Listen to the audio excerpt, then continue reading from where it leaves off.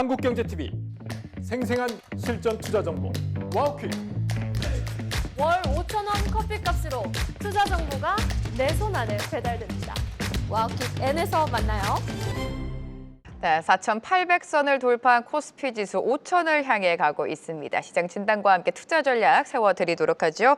조상현 현대자산운용본부장 모셨습니다. 본부장님 안녕하세요. 반갑습니다. 안녕하세요. 시장이 너무 좋다라고 이야기하는 게 이제 입이 아플 정도로 네. 1월 시작과 함께 코스피 지수는 연일 질주를 하고 있습니다. 너무 잘 가기 때문에 좀 무섭기도 해요. 본부장님은 어떠세요? 저는 네. 예상하셨어요? 이 정도의 상승을? 이 정도의 그 네. 단기간 강한 상승은 저도 예측을 못했는데 시장이 센 이유에 대해서는 분명히 저는 수긍하고 있는 부분이 있기 때문에 그렇게 두렵다라는 생각은 별로 안 들고요. 오히려 주변에서 그런 걱정들을 많이 하셔서 아직 더 많이 올라갈 수 있는 여력이 남은 걸로도 볼 수 있겠구나. 약간 심리적으로 생각한 부분입니다. 네. 네, 5,000P를 향해 가고 있다라고 표현을 했는데 사실 5,000P가 진짜 눈앞에 다가왔습니다. 작년에 2026년 코스피 상단을 우리가 예상을 할 때 5,000P 시대라고 했는데 이미 제 생각에는 설 전에 5,000P를 달성할 수도 있지 않을까 이런 기대감이 커지고 있어요. 어떻습니까? 지금 반영되고 있는 주가지수의 현황을 보면 사실 5,000포인트 돌파를 거의 기정사실화하고 맞아요. 있는 것 같고요. 이 정도의 속도와 강도면 설이 아니라 사실 이번 주에도 가능하고 아니면 늦어도 이번 달 안에도 돌파를 할 수 있겠구나라는 생각까지 좀 미치고 있는 것 같습니다. 네, 시장을 굉장히 긍정적으로 바라보고 계십니다. 저희가 흔히 포모 현상이라고 표현을 하죠. 남아 시장에서 소외가 된다, 포모 이야기가 많이 나왔는데 이제는 포모가 아니라 본부장님, 포포라고 하네요. 네. Fear of Peak Out이라고 해서 고점이 두려운 상황, 포포라는 단어까지 등장을 했습니다. 과거에 이렇게까지 단기간 안에 가파르게 올랐던 적이 없었기 때문에 우리가 좀 비교하기는 애매하겠지만 시장이 꺾이게 된다면 그 요인은 뭐라고 보십니까? 그래서 한번 살펴봤는데요. 주가지수 코스피가 3년 이상 장기간 상승했던 구간들을 몇 번 한번 제가 찾아봤습니다. 네. 우선 1992년부터 94년까지 코스피가 약 2배 정도 상승을 했었고요. 이때 상승한 원인은 금융실명제 실시와 더불어서 외국인의 전면 투자 개방, 허용 이런 부분들이 좀 작용을 해서 코스피가 단기간에 3년 동안 2배 정도 올랐고요. 이후에 이제 경기 둔화, 잘 아시는 외환위기, IMF가 터지면서 주가지수는 다시 제자리로 갔던 경험이 있습니다.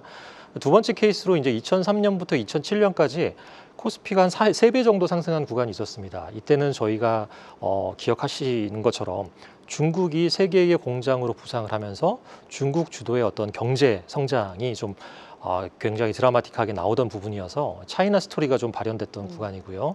이때 한국에 있는 기업들이 많이 수혜를 보면서 코스피가 상승했던 경험이 있습니다. 이후에 아시는 것처럼 서브프라임 모기지 사태가 터지면서 네. 리만 브라더스가 파산하고 다시 또 주가가 꺾였던 경험이 있죠.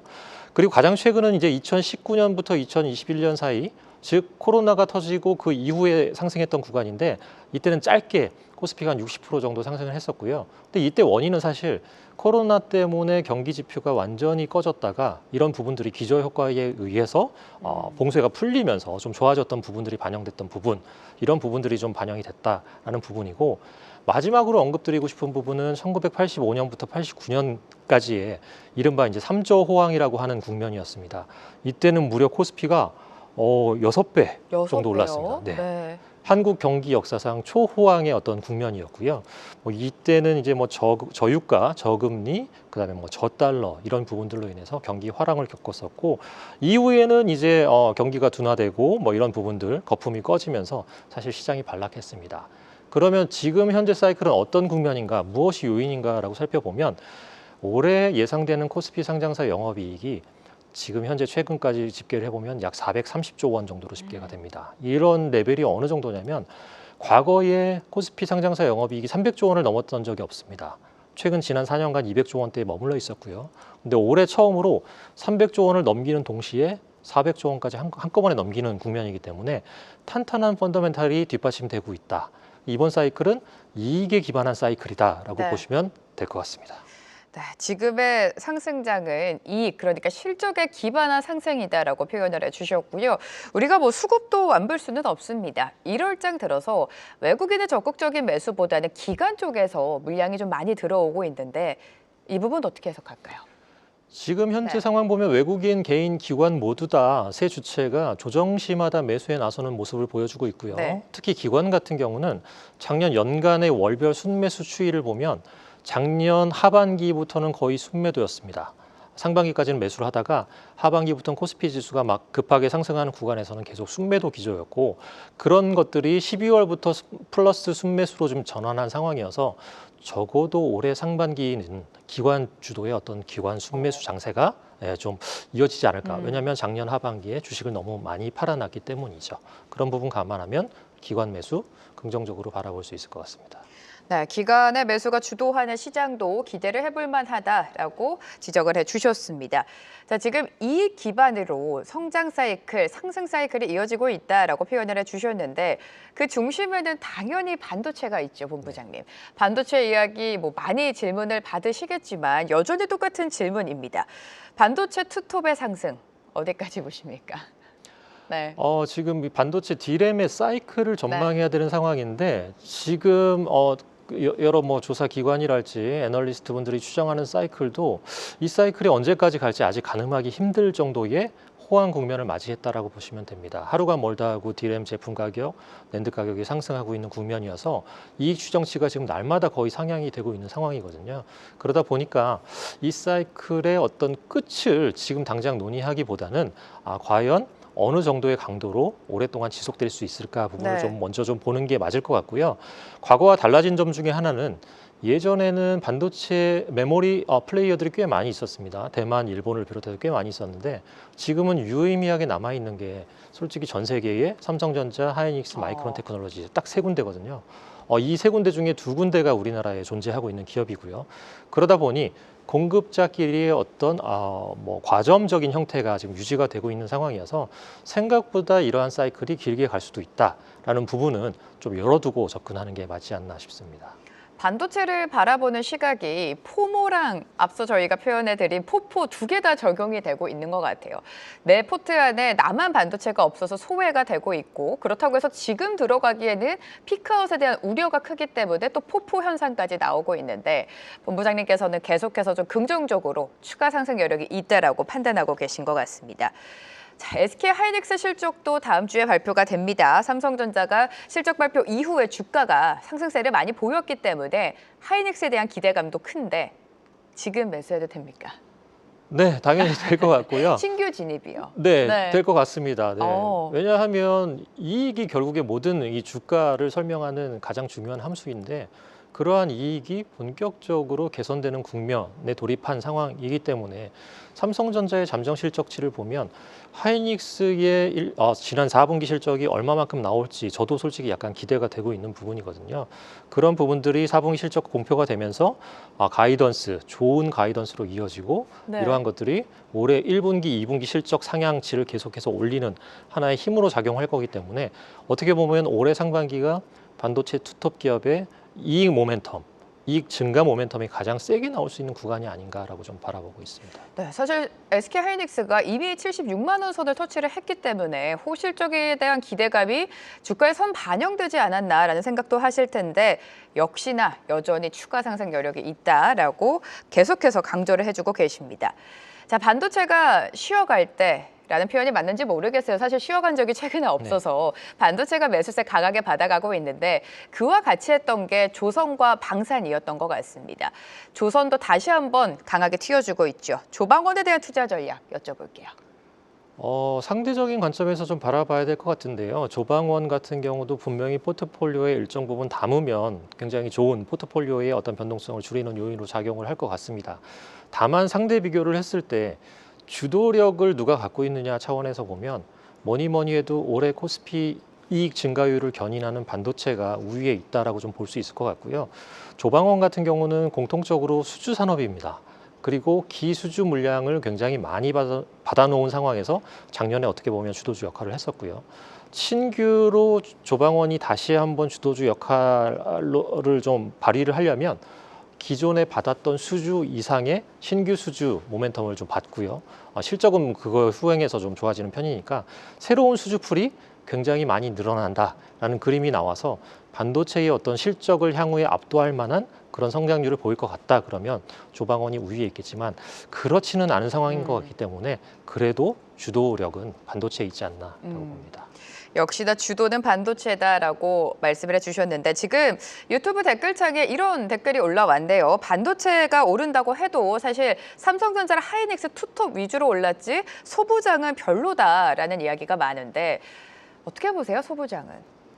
과거 같으면 이 정도의 메모리 업황이 좋아지면 삼성전자나 하이닉스에서 적극적인 투자 계획을 발표를 했거든요. 증설도 하고 뭐 여러 가지 뭐 미세 공정도 더 진행을 하고 했는데 지금은 그런 부분이 없습니다. 왜냐하면 과거처럼 그렇게 증설을 적극적으로 했다가 반도체 사이클이 꺾었던 경험을 너무나 많이 겪어봤기 때문에 굉장히 스마트한 지금 그 어떤 플레이를 하고 있는 거다라고 좀 볼 수 있겠고요.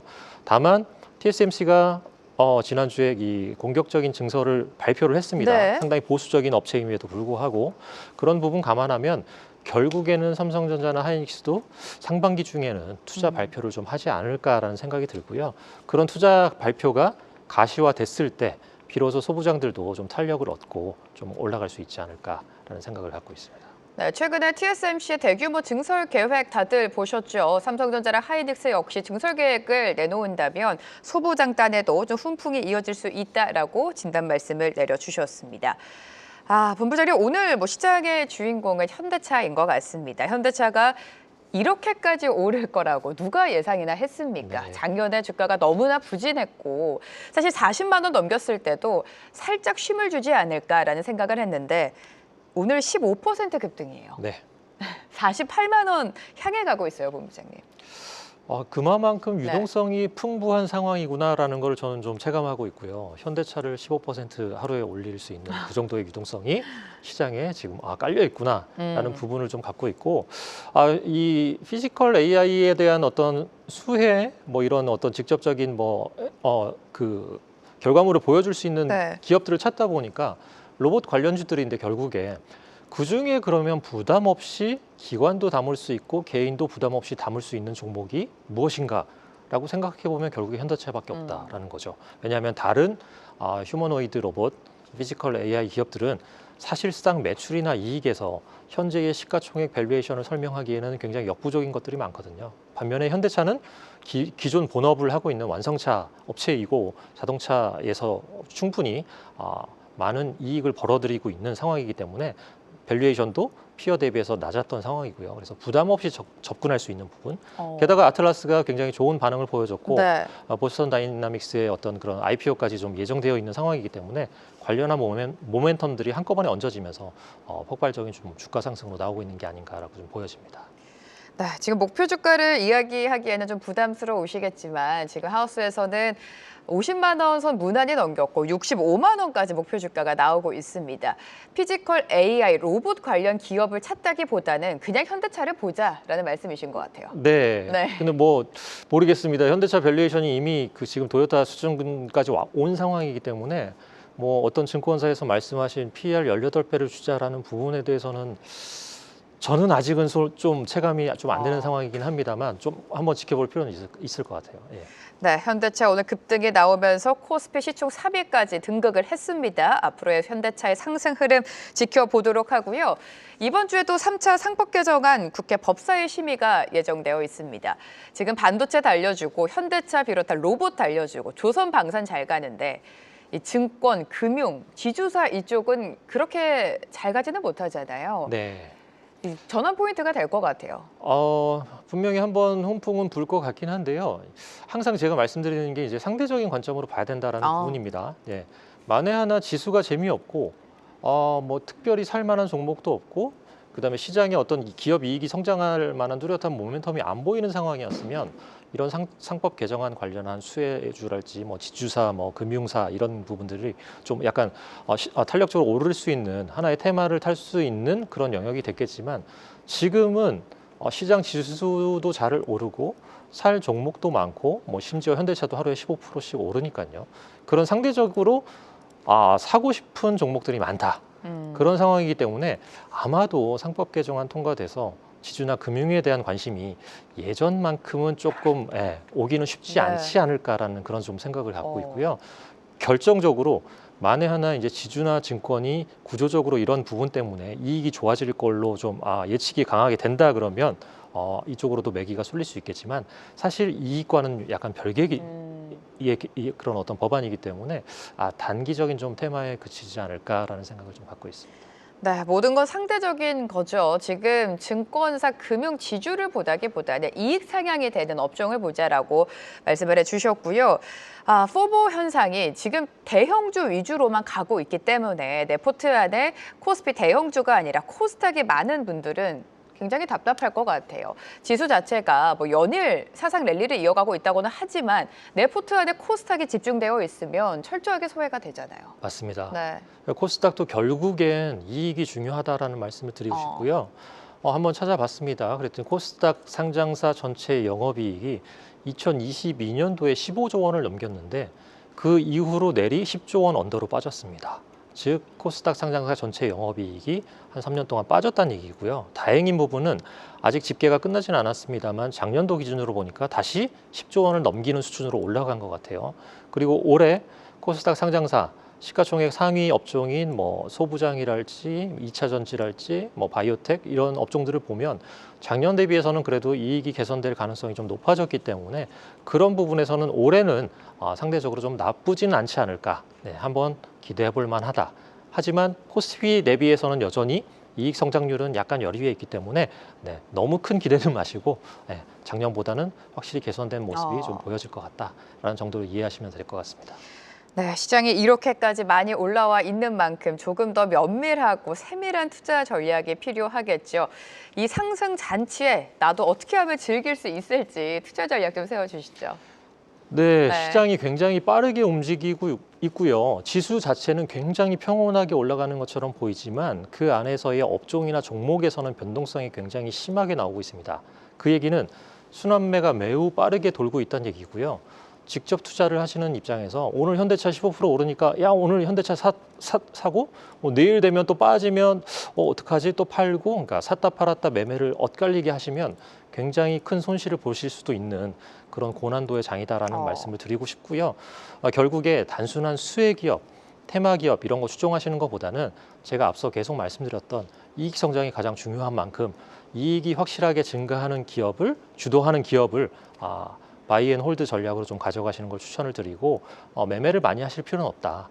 이렇게 대세 상승장에서는 매매를 많이 하실 필요는 없다라는 말씀 드리면서 현재는 정확하게 액티브 장세입니다. 그러다 보니까 말씀드린 대로 직접 투자의 난이도가 굉장히 높은 장세거든요.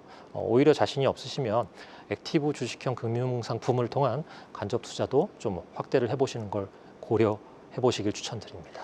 네, 매매를 많이 하다기보다 이익 성장에 기대되는 업종을 굵직굵직하게 내 포트 안에 가져가 보자. 시장 투자 전략 세워주셨습니다. 오늘 조상현 현대자산운용 본부장과 함께했습니다. 도움 말씀 감사합니다. 감사합니다.